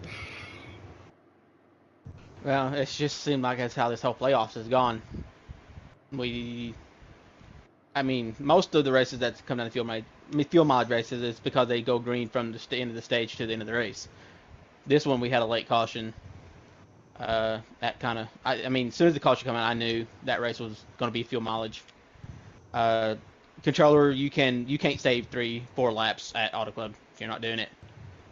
You're barely doing it with a wheel, so yeah, Monocular got one handed to him. Running the back the whole fucking race, and then there at the end when we finished, he's like, "Oh, it was a good race." Like he was involved in fucking racing for the lead and shit. So, whatever. He's just he used to have speed. He don't have it anymore. So that's how he gets them. And he wants to say, I do me and get good on the wheel. Yeah, well, just remember, I'm whooping your ass on a fucking controller, bitch. Think about that. Maybe you need to get better on that wheel. And now, funny you should say that because we actually did interview him and asked him a question about the wheel and how you're going to be practicing on a wheel and over the off season and getting better at it. So, what are your thoughts on that? It may happen, it may not. I mean, if I'm this good on a fucking controller against people who are on wheels, and the only thing they can beat me at is saving gas, then I'm doing fine. I may not have to change a fucking thing, so I may just stay on a damn controller. Hell, I may fucking run 2 of them. Hell with it. Well, that's not a bad idea. Kevron, Zal? I've got no comment. I mean, you were in a completely different zip code there. I mean, when we made that one green flag pit stop, like JB made up a lot of time on me on pit entry, and I thought, okay, so now it's gonna be between me and him.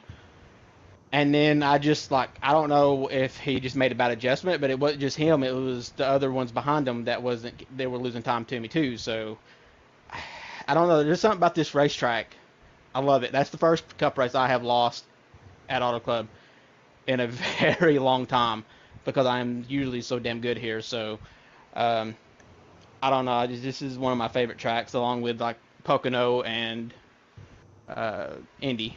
I ain't lost a race on them yet either. So apparently that seems to be a theme. So I'll probably lose them next year to fuel mileage. So. But I mean, I know you obviously would have loved to win special paint scheme on board for you today as well. Thinking bigger picture, I mean, this puts you in a pretty decent spot, probably locked into the next round, final round.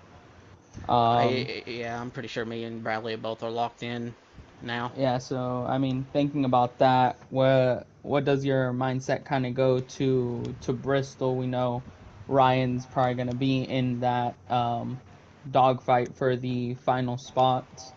Do you just kind of go for the win? Do you try to help out Ryan? Obviously, Bristol's a hard track to help a teammate out at, but do you kind of try to help your teammate to make it, or what's your mindset going into next week? Well, there was one year that Ryan was really good at Bristol, so if he can find that again, he may not need no help. So there was one year that it was between me, him, and Bradley. So since then, I've kind of figured it out better. So like Ron's really gonna have to step up and do some practice this week. So um, the good thing now I don't have to practice for Bristol. So but I probably will because I'm getting tired of getting fucked out of wins this year. I mean, if it ain't for Wessel stealing them from me on field mileage, which to be fair, I'm on the same strategy he is. It's mind killer doing it because of the late caution. So I think my worst finish this season is like fifth at Talladega, and that was only coming to the line. So I'm pretty solid on how my playoffs have went this year. So I just don't have the win to show for it like I should.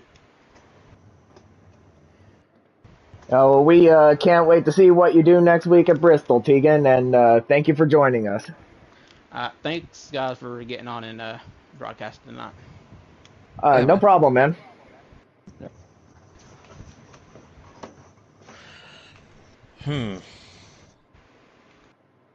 Well, was that as what you expected before we get Bradley?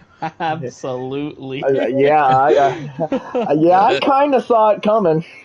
I From think it's all I wanted and then some. Whew. That's the first time I held my breath listening to somebody. That was crazy. Yeah, maybe. Here we go.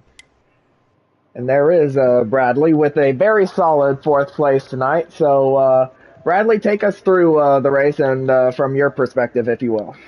I probably shouldn't have finished where I finished. After I had a brick wall on like lap 5 in front of me, I lost so much stage points because I got stuck in the back. Track position mattered. So on the one caution, I took 2 tires to get up front, stay up front the rest of the race. But Tegan got robbed, but now he knows how it feels. Got robbed at Dover, but all in all, good race. Yeah, and how did it feel running that special paint scheme honoring your uncle? Felt good. I wish it would have been in victory lane. It's definitely been a rough week, but it's the least I could do. So, uh, Sal? No, I mean, after this race, you got to think you're in a good spot heading into Bristol. What does that focus kind of go to? Go race for the win, or I'm going for the win. Bristol's like my best track. I'm going for the win. Even if I have to move a teammate, I'm going for the win. Well, I don't really have many questions, but it was really cool to see that paint scheme that you ran in honor for your uncle. Obviously, us here in the booth, all of the guys in the league, and those that have watched and follow us here from YouTube have definitely have sent our thoughts and prayers out to you and your family. Thank you. We are sorry for your loss, and hopefully next week you'll get a win at Bristol to help sweeten, Yep. tragedy. I've lost something at Bristol, but I'm gonna try to figure out what I've lost and go back into God mode. I like it. Yeah, I like that mindset. I've got no other comments. neither do I. Yep. Well, thank you for joining us, Bradley, and of course, our condolences to you and your family. Thank you.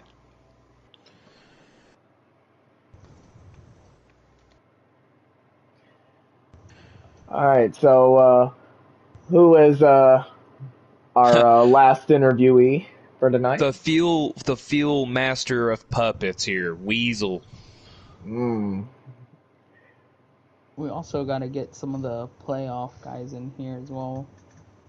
Mike, JB, and NSP, I believe, would be the last 3 playoff wise. Yeah.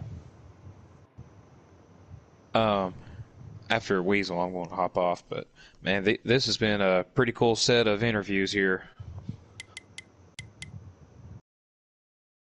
I can't wait to hear what Weasel's got to say.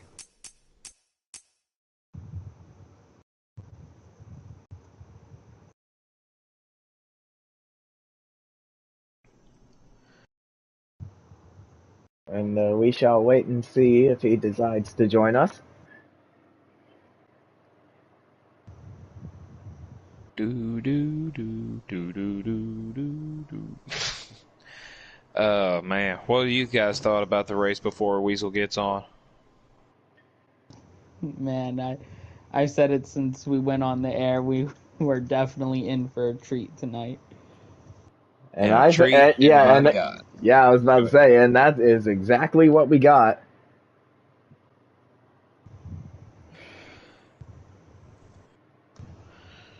Yeah, I don't know if Weasel's online. I don't think I've got him on my friends list here. Let's see. Well, it did show him as online. Potentially stepped away from the TV too, though.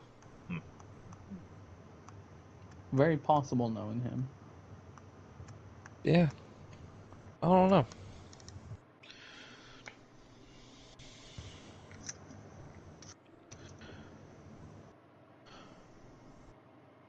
Well, while we're waiting on him, gentlemen, I'm going to cut you short from my end. I'm going to head to bed.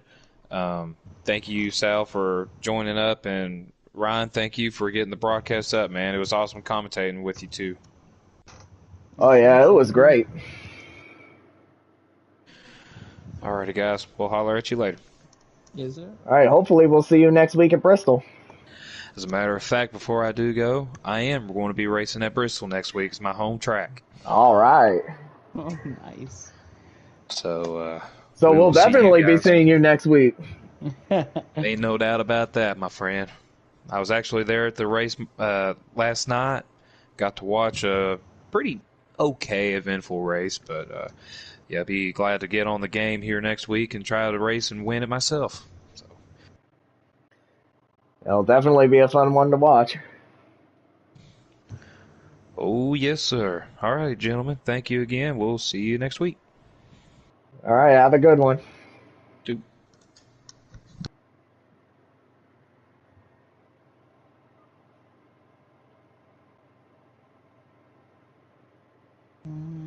Should we just try to get next person in?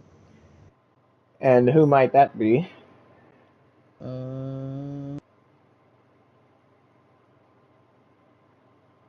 Would it be Mike? Hold on. I could pull that up.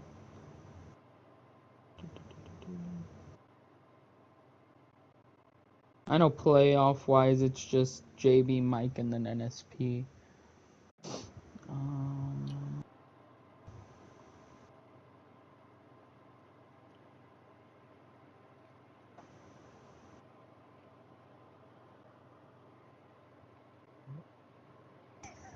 Oh, there's Weasel. Oh, there he is. Hello.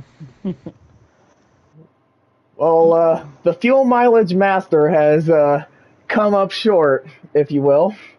So, any comment on the race tonight? But you still did get a solid top 5 finish. Yeah, I was trying. I wasn't really trying to save this time. I was just been getting a lot of shit for people thinking that I can't like run good on speed and that I can only save fuel to win races. So I went out there and just tried to run as hard as I could and got a top 5 out of it, and was only beat by really Tegan and what 2 people who save fuel, 3 people who save fuel, and then Bradley. But I mean that was about it. Well, that was a good way to put it, I would say. I mean, obviously, out of the playoffs, you're just here to get the wins. You're gonna be at Bristol, and if so, do you think you can be up there and compete for that one? Bristol's gonna be a tough one for me. Short tracks haven't really seemed to be my thing. I'm a little faster on like mile and a halves and super speedways because I know how to like use the draft and stuff pretty well. But with short tracks, never really been very good at short tracks.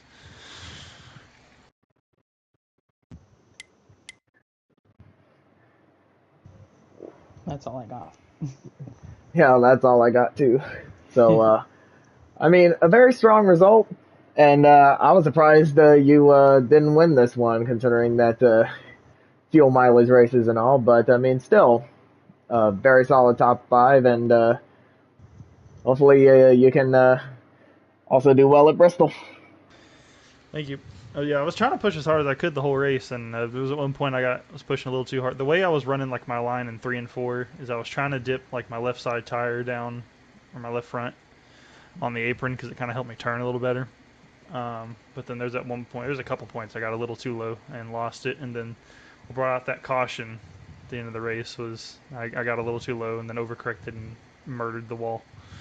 But the thing that I'm confused about is that I had wrecked by myself, and I was holding the brake, and I sat at like near the top of the track for a good 6 seconds before I got plowed. I don't even know who hit me, but I don't know. It would have been fine, but somebody hit me. But Well, thank y'all for what happened to Kevron? Was Kevron not broadcasting? Oh yeah, it was getting late for him, so yeah, he had to go. Ah, okay. Well, thank y'all for broadcasting.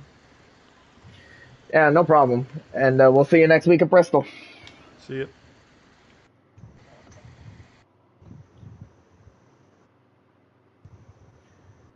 Well, Sal, to be honest, it is kind of getting late for me too.